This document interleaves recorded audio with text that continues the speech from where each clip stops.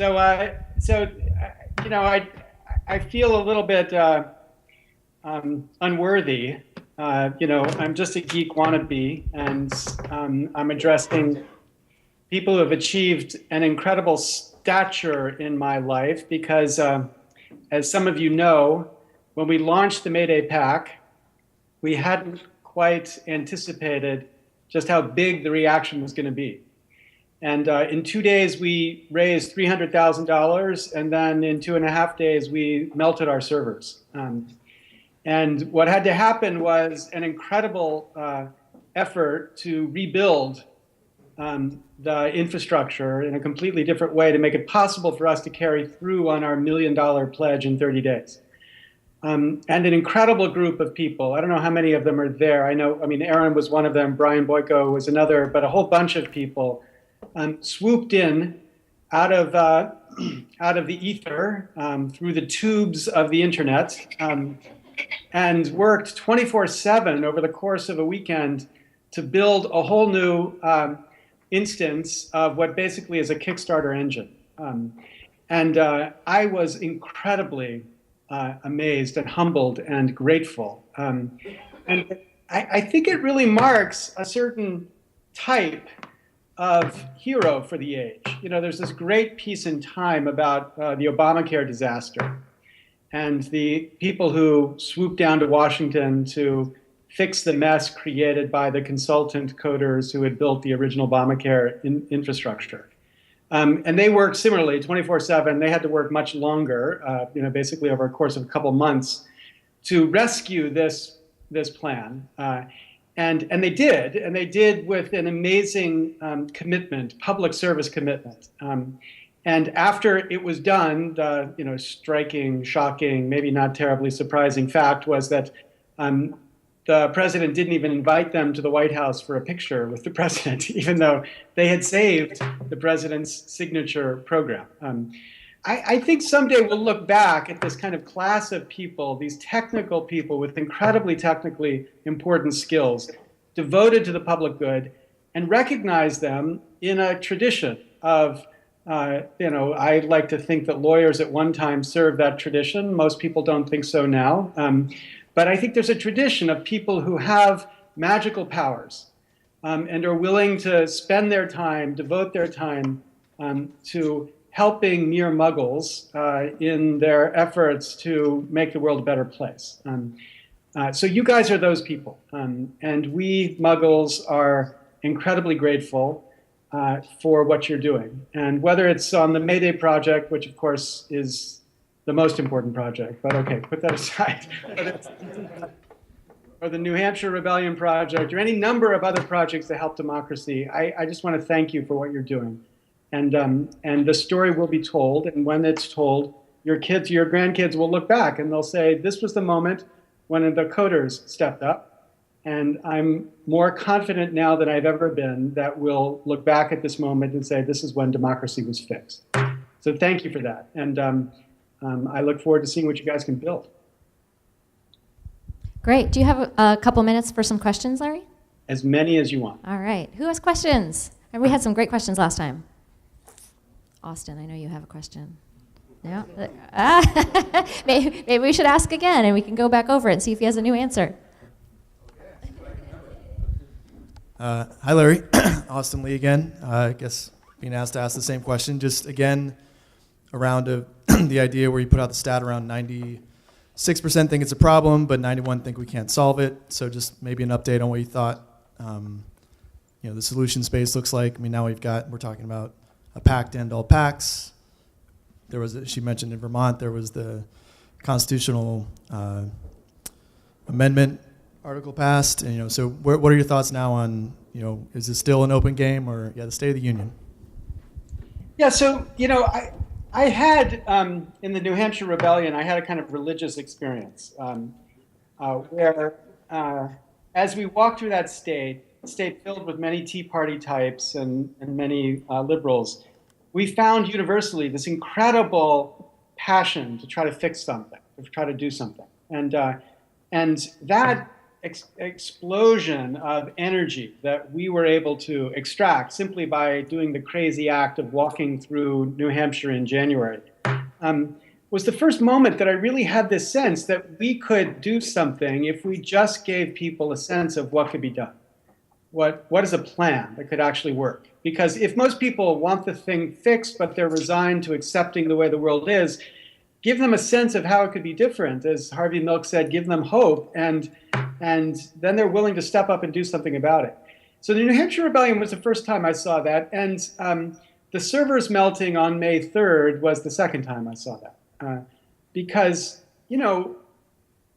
there was something insanely improbable about this kickstart-like campaign succeeding. It's not just that the idea of building a super PAC to take on super PACs is impossibly hard to imagine. It's also that, we did no promotion. We basically set up a blog post, put up a web page, I tweeted it, we sent to the Root Strikers list. And all these people came out of nowhere to promote and to support this idea. They were desperate, starving for some sense of something that could be done. And that's, again, a manifestation of what I think is the fundamental truth that's missed by every single pundit when they think about this issue, that we desperately want to do something about it. We just need to see what we can do. And everybody needs to see the part they can do, the part they can work on. And that's what I think, the kind of project that you're engaged in right now is about. On my blog, I have this entry talking about, the launch of the Mayday PAC and the reaction of other people to it. And a lot of people were saying, why are we doing yet another thing? And I had this excerpt from Aaron Swartz's last speech where he describes how SOPA was beat.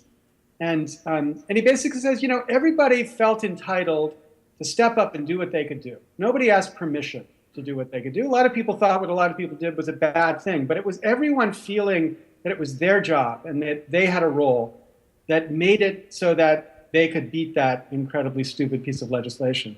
And I think the mixture of that sense plus giving people a sense of something we can do is the magic formula that will produce the energy we need to finally win.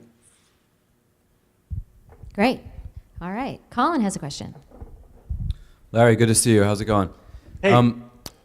I wanted to ask more specifically about this year. I think when I've heard you talk, and I think your vision is similar, where realistically 2016 is kind of where we think that the real breakthroughs are going to happen.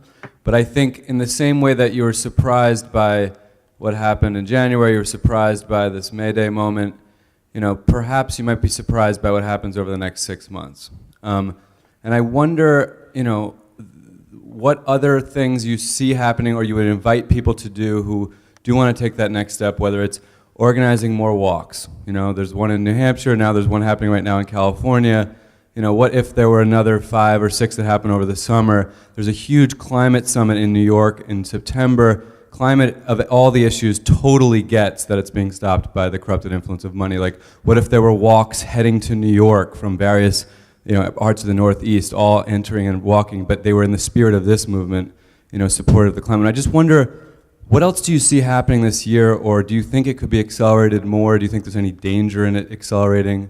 I'm just kind of interested in this year, because this is actually an election year this year, Yeah, I'm not afraid of it accelerating. I guess the only thing I'm concerned about, because I have a very strong vested interest in one particular set of projects. I'm just concerned about us getting enough support to make the things that are happening work. So yeah, I would love to be surprised by this issue manifesting itself in lots of civic engagement like walking. I'm going to be out there. I'm going to walk on my birthday with Kai and the 99 Rise people up to Fresno. I think this is incredibly exciting what they're doing, and we should see 100 more of these things around the country. And if we engage and we win 5 seats, and Jonathan Soros' Friends of Democracy wins another 10 seats, that would be incredibly dramatic. That would be really important. It would make 2016 much easier to imagine. But the reality is, as much as I think 2016 is the critical election, you need to recognize I'm the crazy man in the room. Every other reformer thinks there's no chance 2016 can happen. They're talking 2020, 2021. You know, their marketing people say, oh, 2021, that's a good year. Or 2020, that'd be a great year, you know, because it has a good meme associated with it. But, you know, I don't care about the memes. I care about the reality that if we don't fix this by 2016, this new way of funding elections, where basically, you know, 5,000 families in the United States fund elections, will settle in, and it'll be the way the Democrats do it and the Republicans do it, and nobody will have a chance to do it anything differently. So I'm the crazy one saying it has to be 2016, and I'd love to be proven conservative in my estimates of what can be done by half of it being done in 2014. But even if we do, you know, a quarter of it in 2014, it's going to be a huge fight in 2016, because the other side will recognize that if we win this fight, they lose. You know, you remember the fights around the RIAA and the music industry, when they, you know, 15 years ago recognized, or 17 years ago recognized, that the internet was going to destroy, you know, 70% of their value, and they were willing to spend, you know, every dollar they could to fight against the internet to preserve their value. Well, the lobbying industry in Washington is about the same size as the RIAA, or of the recording industry, not the RIAA, the whole recording industry. But the lobbying industry happens to be the most effective and powerful policymaking force out there, unlike the RIAA. So, you know, when we step up to the lobbying industry and we propose changes that will destroy 50 to 70% of the value of their industry, they're not going to take it lying down. You know, they're going to do everything they can to beat us, and beat us hard. So, yeah, we need an incredibly powerful, out-of-control movement to happen right now in 2014 and to explode much bigger in 2016. The sort of thing that happened with SOPA and PIPA, but raised one order of magnitude at least. But that's going to be hard. It's going to take a lot of work. It's going to take a lot of smart work, and it's going to take a lot of code, which is, I think, why you're there, right? To code. That's the... Right on. All right. Dan has a question. Hi, Larry. I'm delighted that you focus on 2016, because I agree with you. That's critical. But we also need to have in mind the longer term about what does this look like once we have a reformed Congress. What are they going to reform? And there are two pieces in that I think are really, really critical, and that is the narrative that Jeff talks about. What's the narrative of reform that people across America can say, yeah, that makes sense. We need reform. We all know we need reform. Yeah, this process makes sense. So that narrative is absolutely critical. And the other one is a process we would trust, because this reform isn't going to happen in one step. So somehow we have to articulate a process that the American people say, yeah, that works over a period of time. We can hold this accountable. We can have input into it, and it looks like it's going to be effective. We're on board. So where does that process come from? Where does that narrative come from, as opposed to where are the individual out-of-control projects? And out of control, that's not negative. We need a lot of diverse projects on the ground, but we need the narrative too. Yeah, you know, and I think the most that we can say is that we need to just try lots of different narratives, and we need to try lots of different, you know, processes for building trust. I mean, the most important point that Congress doesn't recognize is that nobody trusts Congress to fix Congress. And there's a poll in Claris 2 years ago that found that 80% of Americans thought that everything Congress has ever done to reform, it's done for the purpose of protecting Congress. And so they don't have any trust. We've got to build a process outside of Congress that can have trust. But nobody's going to be there's going to be no king in this process. There's not going to be, you know, any single leader. As David Clark used to say, there's no kings. What was the slogan? There's no kings something or voting, just running, just rough consensus and running code, right? That's got to be the same meme that guides this process. We're going to have lots of different kinds of leaders with different visions of what should be. And they've got to, you know, build different communities. And then we've got to have a kind of therapist in chief that kind of moves us all in the same general direction. And I think it's through that kind of process that we're going to build the most resilient movement for reform. Not necessarily the most efficient, but an efficient, single-commanded organization is a pretty effective target for the opposition. And we can't set ourselves up to have such a single effective target. Right on. All right, who else has a question? Oh, is that it? Are we done talking to Larry? All right. Because if you have more questions, I get to have lunch, which, you know.